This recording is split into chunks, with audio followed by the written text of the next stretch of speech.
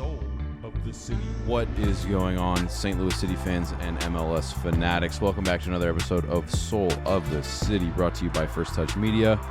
Today is June 17th, and we just watched St. Louis lose 2-0 in Frisco, Texas. Yet another suburban MLS team down there in quote-unquote Dallas.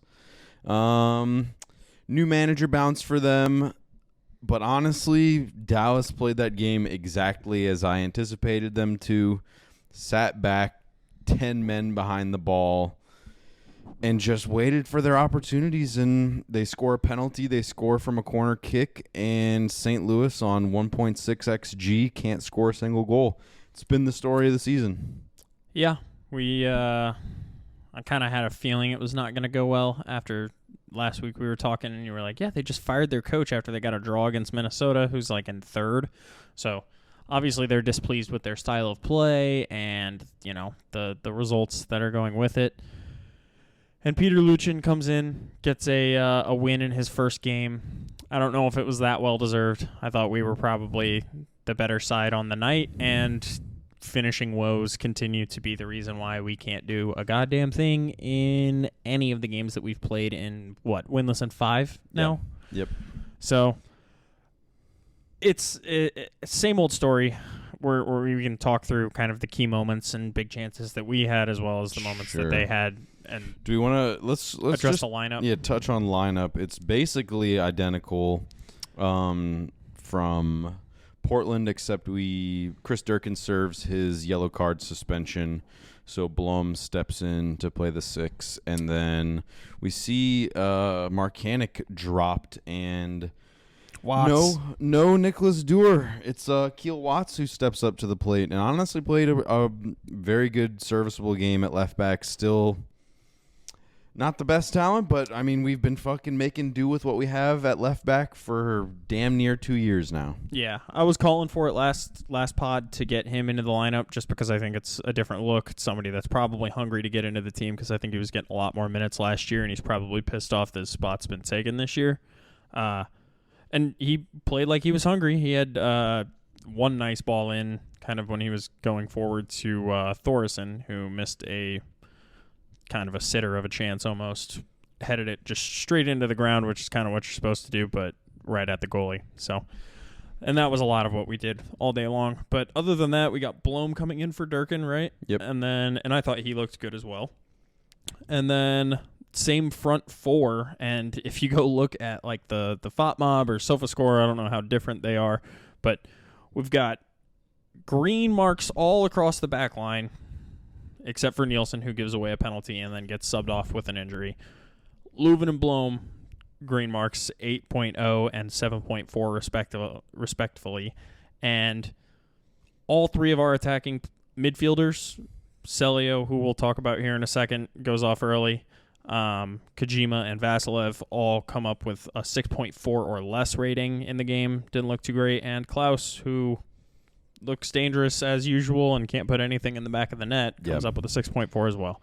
And, I mean, I will say Martin Paz, I mean, tipped the fucking cap to the Dallas goalkeeper. That dude was truly playing out of his mind last night, and I feel like Klaus really – I mean, it's been the story of the season. This game is absolutely a frustrating result and exactly – how our season has panned out, because Klaus, I felt like, got into dangerous areas, tested Paz on multiple occasions, and is just unlucky to not find the finish. He had phenomenal link-up play. I remember in the first half there was one just like little flick that he played into Indy, and Indy probably does a little too much. Probably should have just first time shot it, but bro, he really.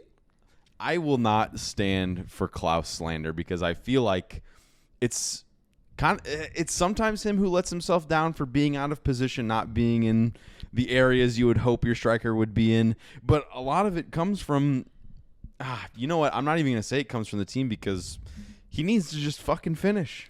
Yeah, I think that the positional critiques are warranted in some stages, but I think that, you know, there's a lot of our players that end up out of position. We get scored on from it, and he's, you know, on the other end of that. Yeah. So everybody gets their criticism when it's time, but I think the main thing is just that he's got to put something in the back of the net. I think that like a lot of the issues that we've talked about is a lack of service, and we'll talk about Carnell in, Carnell out later, but he got some service today. There was one chance where we get the ball back off the press. Tim Parker steps up and intercepts a pass and just plays it directly to Klaus, who's one-on-one. And he takes a rip from deep, and it is a great shot and a great save from Paas.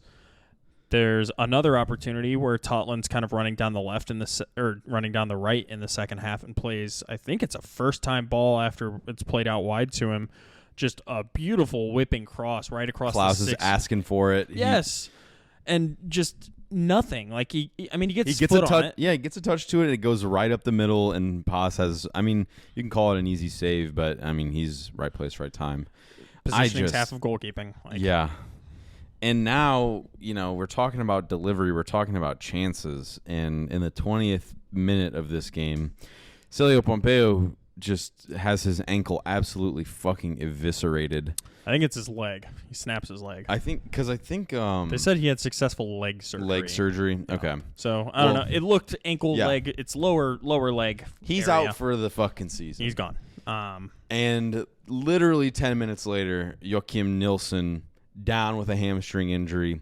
Who knows? I don't think we even heard about what his condition is going to be. I'm going to assume that he won't be playing. Yeah. And in this game, Tim Parker receives his 5th yellow card of the season. He's got to sit. He will be suspended for the next game. So Hebert is fucking with the Canada national team right now. So what are we gonna see? It's gonna be Michael Wenzel called up, and I would Yarrow? love to see Wenzel and Yarrow is what I would prefer. If it's Jake Nervinsky, God damn it, man. I think that's the one of the few things we can't criticize Carnell on this season is that I don't think I've seen Jake Nerwinski in fucking like a month and a half. He had like one. He had one like cameo appearance. Yeah, I think Nilsson couldn't go the whole distance, and he cameoed at center back for a 5 in the back whenever he was on the bench in this one. I'm sure he'll be on the bench in the next one. Thorson comes in for Celio after he goes off. I don't think he looked terrible, but he didn't look good. Did not score. Yeah, when he had an opportunity. Man, that dude needs like 10 pounds of muscle. He needs some kind of edge because right now he's not very quick. He's not very strong. He doesn't have finishing boots. He is not an adequate replacement for what Celio Pompeo has been for us this season. I saw a statistic on the internet for Celio Pompeo. He's like top 6 in carries into the opposition's final third into the box. Oh, okay, gotcha. That dude, like, I don't know what we're gonna do. And now we look at our list. Like, we can just talk kind of. Do you have anything else you want to talk about with this game? Because I feel like now we can kind of get into roster and get into reinforcements. And that's take fine. A look. We can just move it along because I'm kind of done talking about these L's and draws. It's not terrible. Really a good time. It's so bad. So injury list wise, now we've got Ostrak, Alm, Celio, Nilsson. All are going to be unavailable for the next game. Ostrak and Celio out for the entire season. Who knows? I don't know how much we have allocated to Celio's contract, but if he's out for the season, does he kind of go on that injured list I think that we can put Ostrak on? I think so. We'd need to go back and see if there's like a number of player limits. Yeah, that's what I was thinking. Who can be added to that list? But I would think there's got to be room for more than just one player. I'm sure there is, and he just got a raise, so it's probably a little more sizable amount of money that we can add on to kind of the Ostrak amount and go find another player. Yeah. And then I'd imagine Nielsen's probably out for the year if he popped his hammy. If he just like tweaked it or something, he might be able to come back near playoff time or like kind of end of League's Cup time. Yeah. But I don't know. And then who else did you say? It was Ostrak, Celio, Nielsen, and Alm. Yeah, and Alm's injury, he is going to come back this season. I think now the timetable is like probably 2 to 4 weeks, I think. I think he was 4 to 6 initially, and so we're about 2 weeks from that injury. So, Okay. let's talk about Joachim Nielsen. And I was alluding to this before we started recording. I think I'm ready for St. Louis to part ways with Nielsen, solely based on just the injuries that he's sustained. And I feel so terrible because I feel like he's never truly gotten a good run of games. Yeah, It's been constant injury with him. So he came back at the end of the last season with like 5 or 6 left to play, and kind of played out that really poor stretch of games that we had. I don't know if a center back coming into the team is like a more talented technical center back coming into the team is really going to disrupt our form. So I don't know if I can credit all of those poor results to him. But yeah, he came into this season, got injured, came back, got injured again, and came back, and he just went out with another injury. So, I mean, it definitely doesn't look good. Do you think that's a discredit to our medical staff or our current personnel in the sense that they haven't handled him correctly, or we're mishandling him intentionally because we don't trust the backups to kind of do the job that he does? I don't know. There's a lot of angles to look at it, but if this is kind of his track record, then yeah, I think that losing him and Timmy P is going to be really fucking rough though at the end of the year. Yeah, it's true. Yeah, we're bringing in a 19-year-old center back who's got A-League experience, the Australian League, and he started his career as a defensive midfielder and has kind of assumed the role of center back at his I can't even remember the name of the team he's coming from Sydney in Australia, FC. Sydney FC. And yeah, what the hell are we gonna do? I mean, Josh Yarrow is serviceable. I don't think he's as great with the ball at his feet as Tim Parker or Nielsen. I think he's got a higher floor, lower ceiling kind of deal with him. Like, I know what I'm getting. He's going to make some mistakes, but he's also got pace and makes a good tackle here and there. So I have the feeling that we're going to need to still be shopping for center back, even after we're signing this 19-year-old. So yeah, I don't think we've gotten news yet on how severe Nielsen's hamstring injury is. Yeah, I also just have a really hard time believing that the front office is okay with losing both him and Tim Parker within the same window. Yeah. Like, if they're not going to re-sign one of them, they have to get the other. And I get that Nielsen's got his injury woes, but I think that Tim Parker's kind of, I don't know if he's like, near the end of his days, but I don't know if we want to give him a 3-year deal or something like that. Like, that seems pretty. I would think that we probably give him a 1 2-year, one or 2 max. year extension. Yeah, if we do, if that happens. Heading up the pitch, but it's not all doom and gloom for St. Louis City. It's not. Obviously, we touched on Jake H. Reich. Touched on who? The Australian center back, Jake something Reich, R-I-C-H. Girdwood Reich. Girdwood. I thought it started with an H. Girdwood Reich. Obviously, last episode we confirmed the signing of Cedric T-Shirt, who's going to be exciting. I think he's a little more one-dimensional compared to this new player who we're going to talk about. Are we talking about him? T-Shirt's more, I think, is more of a striker, and I think he plays centrally, and I think that's where we're going to see him. New man. The new man in the squad. We said this summer was not over. These 2 signings were not going to be enough. We knew that there was more in the Lutz cookbook of recipes. Marcel Hartel. What a fucking name. Let's just fucking... Yeah, that is a hell of a name. 28-year-old striker, attacking mid, left winger for FC Pauli in the German 2nd Division. Hard carried FC Pauli to promotion to the Bundesliga, like the main Bundesliga. He had a phenomenal season. I think it was like 18 goals, 14 assists. 17 goals, 12 assists in the Bundesliga 2. 33 matches played, an average match rating of 7.98. He was fucking juicing this FC Pauli team. Yeah, and his per 90 stats were 0.52 goals per 90. The XG slightly outperformed at 0.4. His shots are 2.8 a game, which is pretty fucking high, I think, for midfielders that have to go and get on FBref and kind of do the comparison there. Assists per 90, 0.36, expected assists 0.18, so doubled that up. But I think that the stats that we've kind of looked at, he bears a resemblance to the kind of like dangerous ball playing and ball striking midfielders of, not to compare him to very good players, but like a Bruno Fernandes type. That's where I was going to go with it. Where he's not necessarily dribbling past a lot of people, but he picks the ball up and makes a decision very quickly and tries to play a dangerous pass. He has like a pretty similar profile to those players on FBref and when I did that and comparison. an eye for goal as well. And that's what we fucking need, man. Like, seriously, 18 goals from the midfield. Can you imagine if we had a midfielder that would score 10 this year? Like, none of our midfielders are going to escape 5 goals.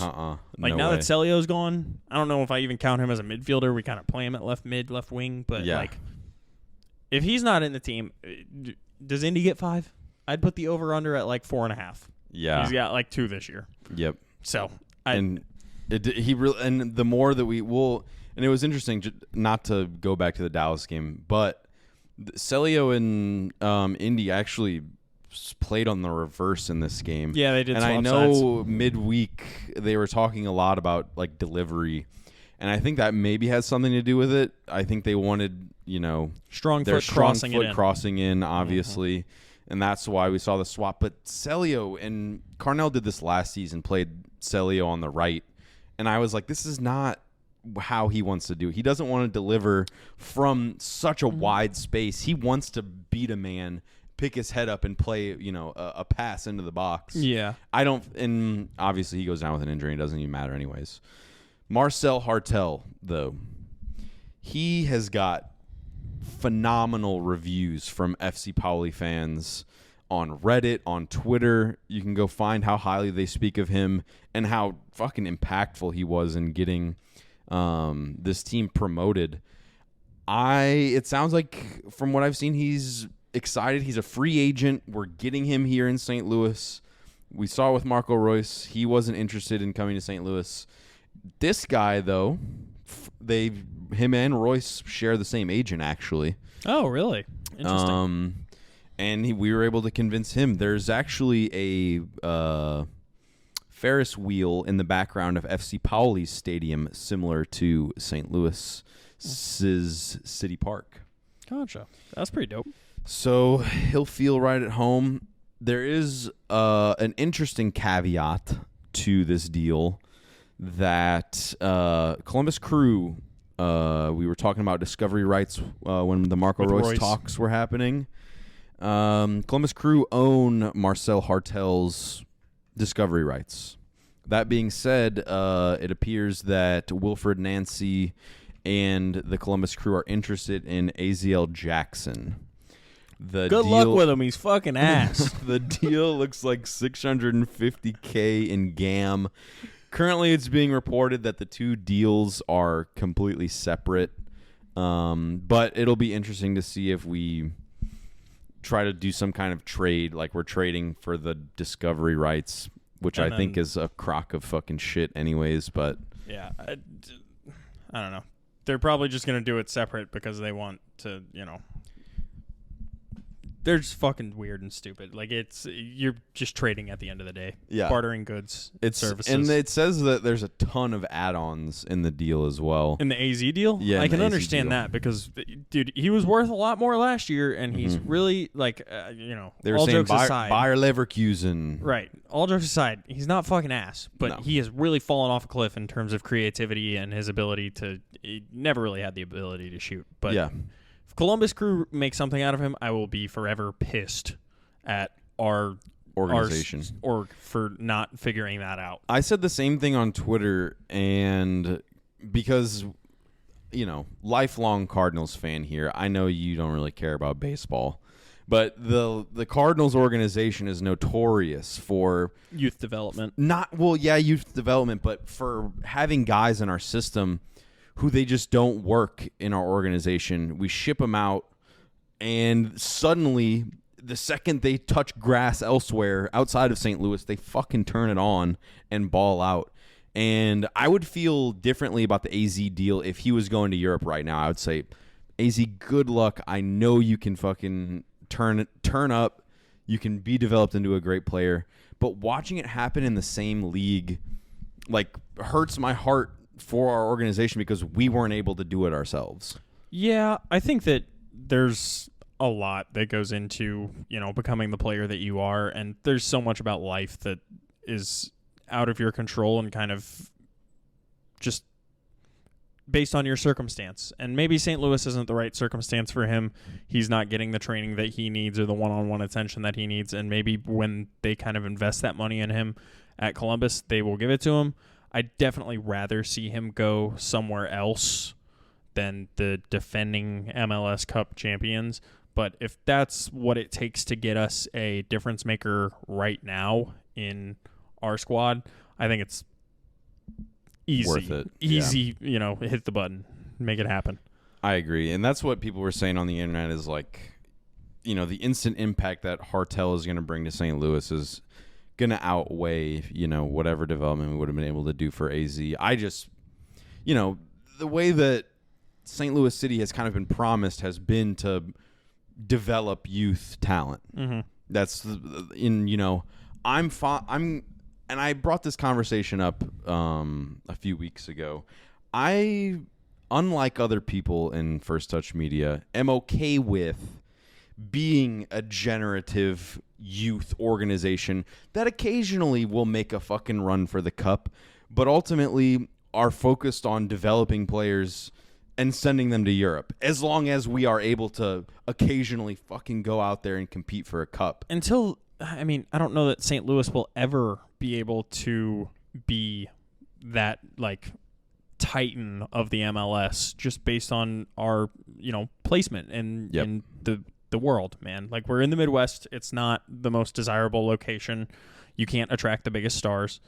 And that's what the Blues have to do. That's what the Cardinals have to do. Everybody has to kind of make it work with what they've got. And that's part of why it means a little bit more when you win here. Yeah. Generating youth talent and winning when you're kind of thought to be lesser is part of being from the Midwest. It's part of being from St. Louis. And I enjoy that. But when, we can go out and get a player that we were talking last week on the podcast about how, it's difficult to find that kind of niche star player for the MLS, like that Hani Mukhtar, that Denny Bouanga, that player that is kind of at a prime point in their career, at an age where, they're not going to go make that big move to, a European club. They're fine with staying here and just dominating.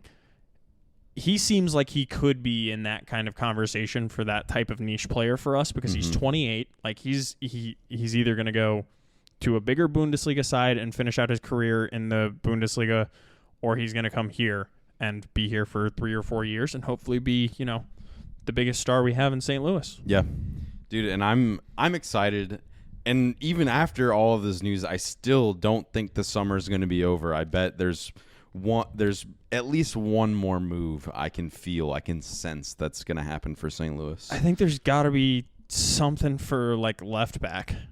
I think is that or center back. Well, and some kind of cover. We didn't really touch on it too much. We touched on Thor, who obviously was a summer signing from last season. But Nicholas Dewar did not make the bench in this game. Obviously, Akil Watts starts over him. Manuel Veth, who is kind of like the Fabrizio Romano of the Bundesliga a little bit, reported that in order to sign Hartel, we're going to need to drop one of these international players. It's going to have to be him. He said it was Dewar. That's literally You his just outright words. said if it outright happens, said it's it's Dewar. Dewar. Okay. And it sucks. I keep hearing that he's homesick. I keep hearing that he's just not going to make it here, and it's unfortunate because we signed him for a decent chunk of change. I don't remember the exact number, but it's not worth getting into if we have to sell him back, or I don't know if we could technically demote him to a SDLC 2 slot and just let him maybe develop there, or maybe he needs to go home and spend some time at home. Yeah. Wish the best for the kid. Yeah. But he don't speak English. No, I'm kidding. He probably speaks a little bit of English. He probably speaks a little bit of English. I hope that he's able to find some form, because I do think we really need a better left back, and I think that he has, a profile to be that, but he has not shown it for us. So. Yep. It's just unfortunate so we've had, Totland obviously was a phenomenal signing. Yeah. Durkin obviously a phenomenal signing. It's been kind of a mixed bag, I would say, in terms of good signings versus mediocre ones. I think typically, I don't know what the exact, I think there was some kind of article that I read last year when I was looking at the Prem, typically I think only 2/3 or a half, somewhere in between that percentage of your signings actually work out. And by work out means they actually play meaningful minutes, not even be a great player for you. So I don't know if I want to make too many judgments on the front office yet. I think that Tuchel is a good signing. I think that if we can get Hartel across the door after kind of losing out on the Marco Royce deal, I'm actually more excited about Hartel than I would be about Royce. In a building for the future and for the now sense. 6 years younger. Yeah. He's trust me, I'd buy that fucking Royce shirt off the rack for as much as they put it for. Yeah. I would die to have that jersey. But in terms of making the team better in the long run, this is a much better deal. Yeah. And just a little bit of propaganda from Reddit. A Reddit user that says they watched every available match of the last season for St. Pauli said that he's similar to Eriksson in his prime at Spurs, great at timing a small opening and lethal from inside and outside of the box, tireless and very rarely ever subbed, also did most of the set piece and corners. So then we're going to have 2 options with Leuven and Hartel. And then the only head scratcher they say is that he was left out of the final game of the season, which is kind of interesting, when there was a trophy at stake, and was not there for the celebration. So maybe that's just him having ready to leave. They said it was illness apparently, but yeah, he might have been, he's vying for a move to get the fuck out of there. Yeah.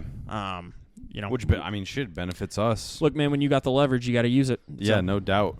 All right. Moving away from the front office, let's talk about another guy in charge. Bradley Carnell. There's been big time talks. The Carnell out movement is gaining, I won't say a ton of momentum, but it's gaining some momentum on the internet. Obviously, this fucking run of form has been nothing that we've seen at the club before. I'm not a big fan of raising, the red flag and saying, blame it all on the coach.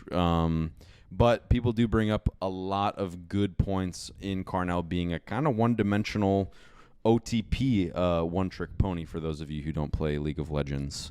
I'm not going to sit here and say Carnell out, because I've liked some of the things that we've seen. Dallas in this game, we knew that they were going to fucking play a low block. We knew that we were going to have to possess. It sucks that we had to get back into the game with, a possession style. But for the first, 25 minutes of that first half, man, the way we were possessing in the opposition's third, I was happy with, and I think is a sign of a good team who can possess the ball there. Obviously, we make 3 substitutions and we lose all of the steam that we had. I don't know, man. So I'd say I'm more on the Carnell out than Carnell in train. Mostly on the fact that this season we've done it more where we're seeing a lot more possession and kind of trying to create chances from, our own play. But the hallmark of our squad last year was that we capitalize on your mistakes. And I am not, I don't want to subscribe to the idea that I want to leave our fate up to somebody else's control. Like, I want to control the game, dictate how the game is being played on our own terms, and create chances with the ball rather than kind of capitalizing on those mistakes. Like, the first 5 weeks of the year, it was like, oh, Klaus only scores goals when people pass him the ball. It's like, that was kind of true, and I feel like that was bared out in the end of the year when people weren't really passing us the ball because everybody had kind of figured out what we wanted to do. And that's why he's had to make that shift this year into possessing more. And, I mean, even in this game, you saw we need to get more delivery to Klaus. It's like, well, yeah, man, we got to find a way to put goals in the back of the net when they aren't giving us golden opportunities and we have our finishing boots on.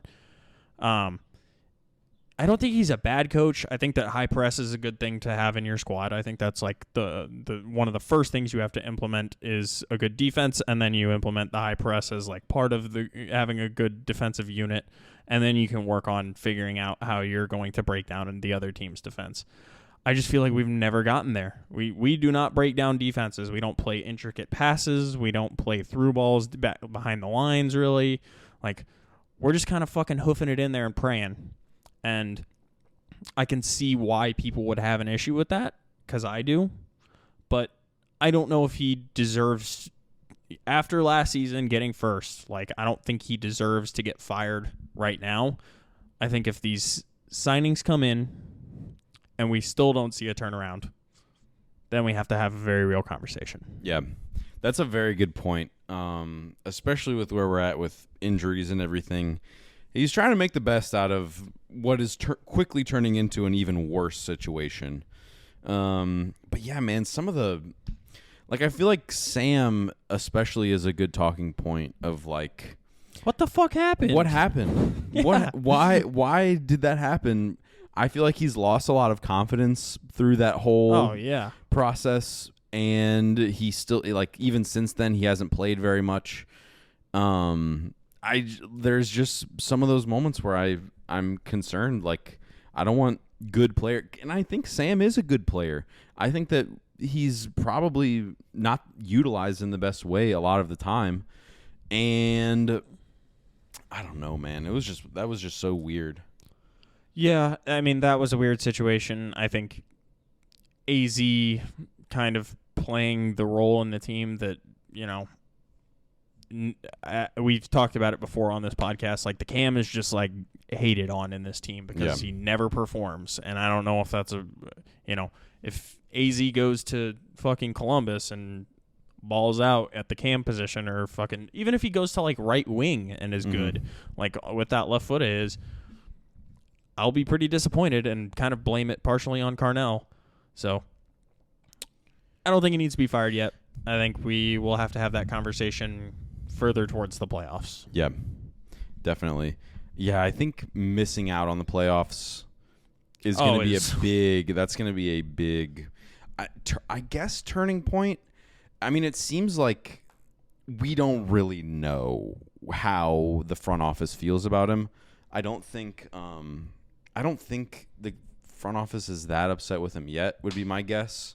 Yeah, I think Lutz probably has a bit more of a steady hand with the whole, Carnell in, Carnell out. He's probably just like, oh, team's in bad form. Like, you are my guy. You do the Gegenpress and play the, good German football. Yeah, and it, like, the one thing that I really noticed, and this probably does go to Carnell a little bit, is when we subbed on John Klein, AZ, and Sam all in one fell swoop. We used up all the remainder of our subs after Celio and Nilsson went down.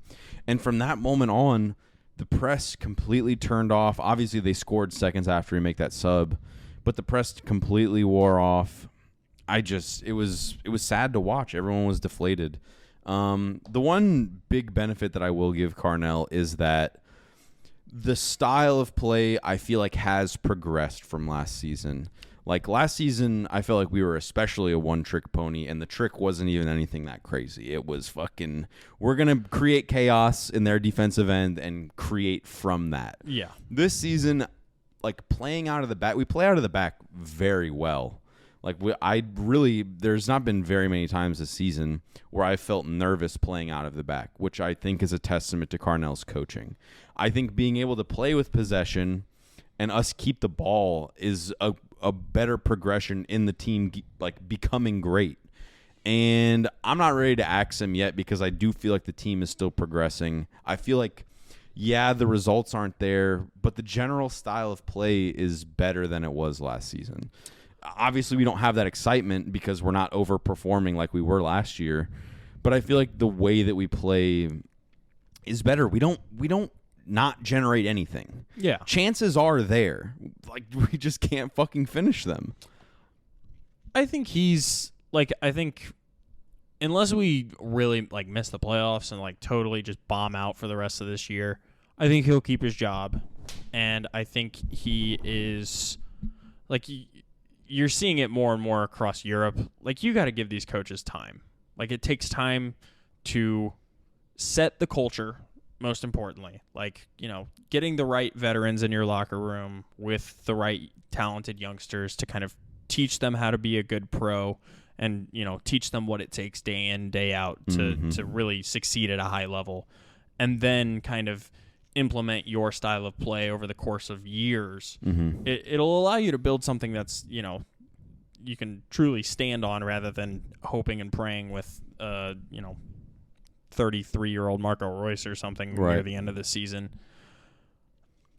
I don't know if they're going to give him time because I know that St. Louis is not a very patient place. No, it's true.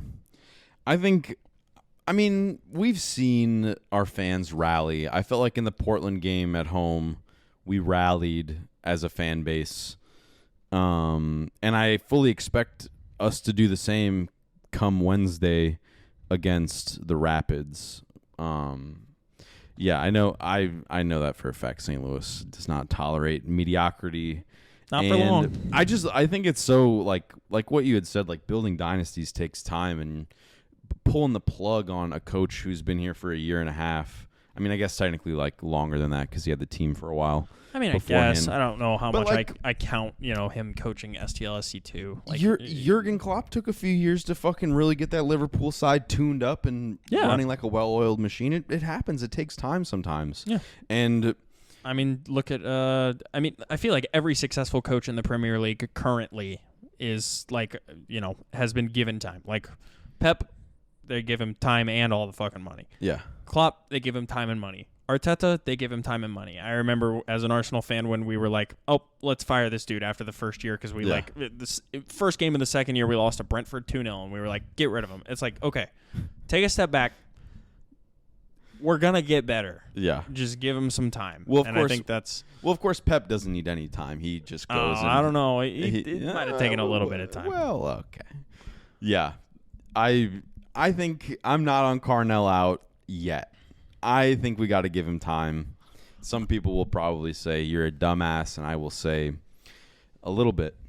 I'm close because the football's fucking ugly sometimes. Yeah, it is. Because it can be really atrocious. But if we can get in Hartel, I think that would be a coup given our current status in the MLS. Like I don't think that a 28-year-old in his prime from the Bundy 2 going up to the Bundy 1 based off of their results in Bundesliga 2 would ever consider going to St. Louis City if we didn't have the culture and kind of the front office and support that we have, in the league.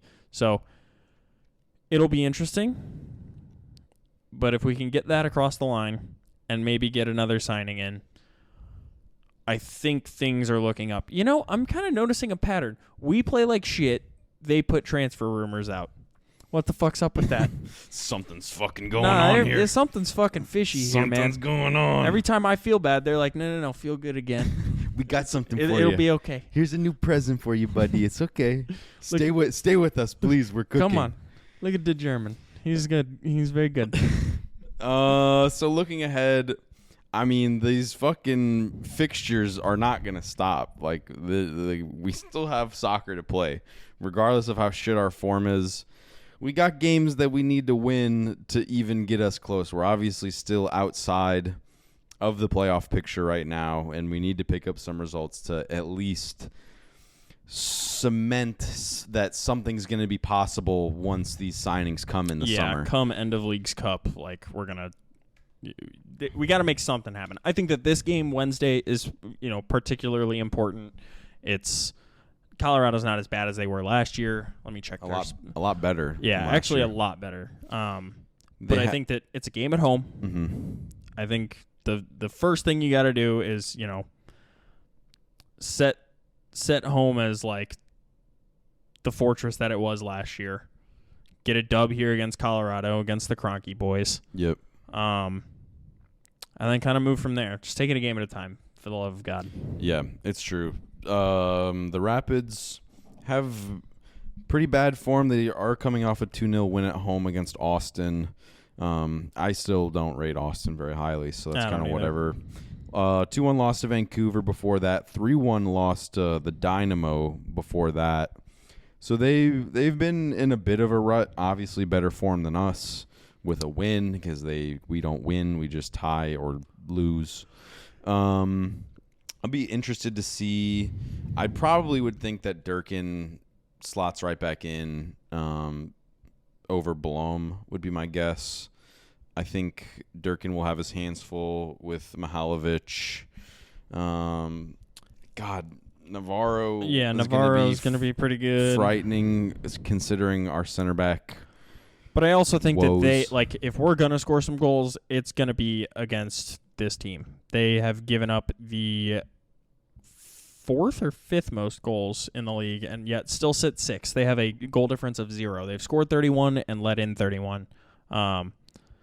Sadly, we played Portland and couldn't really put anything past them. They have let 32 in. Then Sporting Kansas City has let in 36 and San Jose has let in 43. So this is one of the bottom of the barrel defenses of the league. Mm-hmm. And I think that this would be a good pick-me-up for our boy Yao Klaus. Maybe Indiana Vasilev can get in on the action with his sweet left foot and get a couple goals in the back of the net and give the St. Louis City fans something to scream about. We need it badly. Yeah, and then we're right back to it on Saturday. We'll probably do an episode after Colorado. I don't see why we wouldn't. And preview we're playing Hot Atlanta for the first time in our club's history. And I guess I can save my Hot Atlanta spiel for that episode. Another day. Yeah, do you have anything else, man? I feel like we covered a good amount of ground today. Yeah, I think this was hopefully not too positive because we are kind of shit, but I try to, glass half full. Glass half full. They keep throwing us these transfer rumors, and it keeps making me think that we can do it. They keep throwing me these fucking drinks, and they're only half full. Well, I appreciate you guys tapping in, guys and gals, and if you don't identify as either, you too. Thanks for tapping in. Be sure to like, comment, subscribe. Let us know. This is the second 2-man back-to-back. Let us know what First Touch Media member you missed the most. We will see you guys Thursday or Friday, probably. Peace. Thank you for watching this episode of Soul of the City, brought to you by First Touch Media and Anchor FM. Make sure to check us out on YouTube at First Touch Media, and all of our socials are at First Touch 314. Thank you for watching.